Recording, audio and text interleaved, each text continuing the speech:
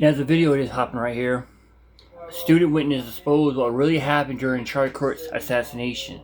A video had just appeared out right here about it. This most of this episode breaks down the horrifying day Charlie Kirk assassinated at Turning Point USA event. Witness Hunter and Jeb sharing their first-hand accounts of the shooting, the chaos that follows. Here you go, get ready. I got up and I ran and I called my mom and I said, "Mom, Charlie Kirk's been shot." And she goes, "What?" And I said, "He's been shot." I literally watched a bullet enter his neck and I watched him die in front of me. They out there tabling in the middle of a storm, trying to give hope to people on campus. And they get spit on and thrown at. The teachers want to kick them out of school. But some people are so goddamn selfish that they ain't thinking about them not one time. Not none of these kids. I'm so close to going all in. If you think about buying something for Charlie, only go to Turning Point USA, Charlie Kirk's site, if they got one for him, Officer Tatum. And if you do go somewhere else to buy anything Charlie Kirk related, make sure that they're giving back to Charlie's family or they're giving to Turning Point USA. Do not go and buy stuff. I don't care how convenient it may be. Don't go and buy anything supporting Charlie with his name and stuff on it if it ain't going to Turning Point USA or his family. Everything that we do with Charlie on it, 100% of profits are going directly to his wife. And I'm going to write her a check and she can tell me where she wants the check to go. I don't care. It's up to her. But if you want to get some of the merch, right now it's in pre-order. We're literally down there printing it right now. And if you want some of it, get it now. We have allowed it to go all out, but we're going to have to make some cutoffs here and sell them out. So go and get it now. Go and buy it. Great merch, great quality, and it's going to the Kirk family. But we're going to play one of the witnesses. It was a TPUSA witness, and it was also the guy who was asking the last question before Charlie got shot. They were interviewed on 60 Minutes, and we'll play that video. We wanted to sit down with a couple of students who were there at the event where Charlie Kirk was assassinated, and so we met Hunter Kozak and Jeb Jacoby. Jeb was a volunteer at the event. He was part of Turning Point USA. He meant an inspiration to me. I watched his campus debates where he was able to communicate with other individuals in a pretty professional way when it came to debates about pretty much anything, and I just found that admirable. Yeah, this is working. Hey, Charlie. Hunter Kozak, who would identify himself as a liberal, was there to debate Charlie Kirk, and tragically was the person who was speaking with Kirk at the very moment that the shot was fired. Hopefully we're going to have a little bit more disagreement. Yours was the last question that Charlie Kirk ever heard. Yeah, there's a strange amount of weight to that. I don't really know how to grapple with that. I mean, he's answered tens of thousands of questions, and that was the first question I've ever asked him. We never talked before that. There's video of you in that moment. What was that moment like? I thought I heard a firecracker, and I see his I see the bullet hit his neck, and I fall to the ground. I think I recognized immediately what this was. That this wasn't necessarily like a mass shooting. This was like an assassination.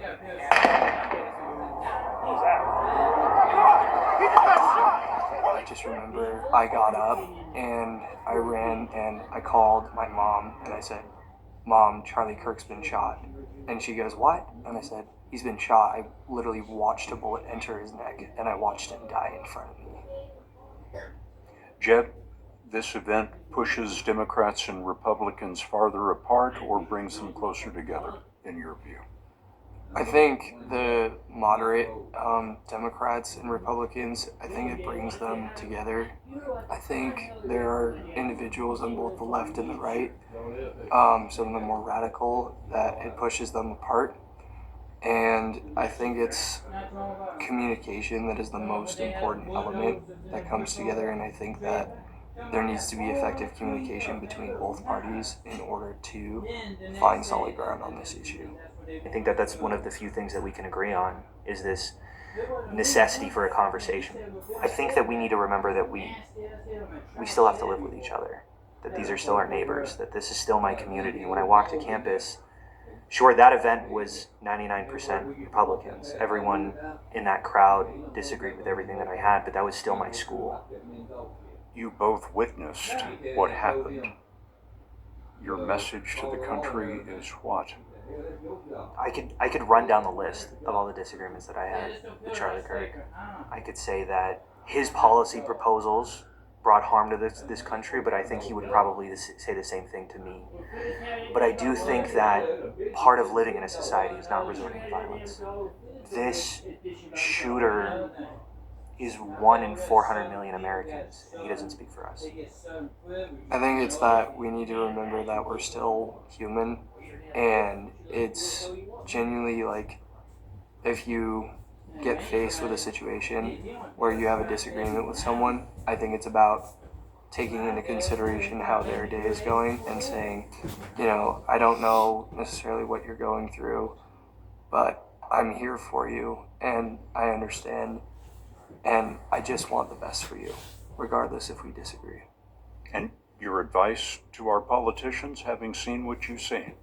My advice would be more towards the voters who vote for those politicians to look at what you are enabling with your vote. That right there shows you the lengths and the bounds of Democrats and left wings and in the transgenders or in the Antifa people who celebrate and support that kind of shit happening so somebody get killed. And I'm not only blaming the Democrats, I'm also blaming CNN, NBC News, The View, all of them for running that propaganda, hateful shit going on. This is what happened when we're done. You gotta understand, your words have power. They say the greatest weapon a man can use is his tongue, his words. And that's the truth. Back to the video here. Recognize that you have a lot more control over the situation together as a community than you might think. Now, I'm going to say this. In light of all the stuff that you guys know has been going on online, can I just be very clear about this? Attacking Erica Kirk is evil. Attacking Turning Point USA, a willow. in my opinion, in a time such as this, is evil. I think it's evil. This is the part that bothers me about. I agree with Officer Tank. Attacking Eric Kirk, Charlie Kirk's wife, which he's grieving, who is also her husband, and then talking shit about him on TV, it's just pure sickening. Whoopi Goldberg, I'm calling you out. Sonny Houston, I'm calling you out. The View, all the Democrats, AOC, that Kamala's woman, where her fucking ass is. All y'all, and Jimmy Kimmel, all y'all Democratic people are making fun about what happened to Charlie Kirk and saying these disgusting things about him. You're wrong. In fact, y'all the reason why he got killed. Y'all using racist, hateful propaganda to the point that an innocent man got killed. Truly. Really sickening people. And then you have people out there dancing about it. Praising the Lord about it. That was another sickening people too. But, like the good word says, vengeance is mine. Eye for an eye, tooth for a tooth. Think about that. You gotta understand, your words have power. They say the tongue is mightier than the sword, or the pen is mightier than the sword. But my opinion is your words have weight, have iron, have force behind it. If you know how to use your words correctly, you can build walls or destroy them. You can save lives or you can conquer lives. That is the reason why they say the tongue is like a double-edged sword. It cuts your enemies, but it also cuts you at the same time. And this kind of shit was going on with this people's family are getting attacked, and it is sickening. I mean, it really is sickening. I know. You have people out there celebrating a man who got killed. Instead of mourning him, coming together as a whole nation and mourning an innocent life, they're out there celebrating it. Back to the video. conspiratorial conversations and people who are out here just utilizing their platform to get clicks and to push hatred and division. Let me just say this. If you're a person out here online claiming that you got evidence of something, put all your evidence out on the first day you talk about it. Why is it looks weird to me when it's a drip, drip, drip, drip, drip, drip. Put all your stuff on the plate. If there's something that people done nefariously and there's video evidence and there's receipts, put it out there on the plate right now. It don't need to be waiting to the next episodes. You don't need to wait till your next YouTube upload, your next article you write. Put your stuff out there because this is supposed to be information for the people. And I just think it's shameful when I see people talking about Erica Kirk. They want her to be a woe is me wife. They want her to be a woman up there crying all day she can't get nothing done. With Charlie, I'm glad he didn't marry a woman like that. He married a woman like this all day. She's stuck. She can't do nothing. Ain't no man want a woman like that. When I die, my wife cry at home, but stuff got to get done. Now, my wife ain't going to start working when I die, but she definitely ain't. I don't want her sitting around crying all day long. I'm gone. Crying ain't finna bring me back, but what will make me happy and a way to honor me in my death is to continue my legacy, to show up every day with your best face, your best attitude, and your best glorification of God. And when you go home, you can cry. But when you got to get on the podcast and you got to stand before the American people to honor your husband, you can pull it together enough to do that. Why y'all going after Erica, man? It's sickening to me. And I'll say this and I'm going to get to the clip, I promise. My heart goes out to Andrew, the video team, the security team. I'm still hurting for them. I talked to Andrew on the phone and he choked up talking about Charlie. They still hurting over this. They're still hurting. Nick was choking up over here when he heard Andrew choking up. Why? What is the purpose of people? And I'm not talking about the naysayers, because most of y'all stupid anyway. Believing all these stupid conspiracy theories. You're just stupid. That's what it is. It's not questioning. You believe a conspiracy theory with no evidence. Just dumb. I'm not shocked because half America is stupid voting for Kamala Harris. Anyway, enough of that. Aren't you hurting for them? Don't you realize that the video team is with Charlie every single day? He traveled 100 sometimes. They there 100 times. They put on SAS. They do all this stuff, and they watched him get murdered in front of them. Don't you know that they're hurting? Why add fuel to the pain? His pastor who married him and Erica. You think he just don't care? You think he just never loved Charlie? People that don't know him is crying, sad and broken. Heaviness in their chest, and they never met Charlie and knew him at all. Imagine the people that were with him every day. Imagine an organization that's just trying to move forward because that's what Charlie would want them to do. Why hurt people? I got text messages from Charlie. I'm not finna put his text message online for you to share it and like it. That was a conversation between me and him, and he's dead. He can't give me permission to put his messages out there. And listen, God dog it, I know Charlie. Charlie was a private person. Charlie never put his business out in the street. Charlie didn't address issues. He didn't address controversies. Charlie did all his stuff in private. I would never put his messages online and tell you what he told me in private.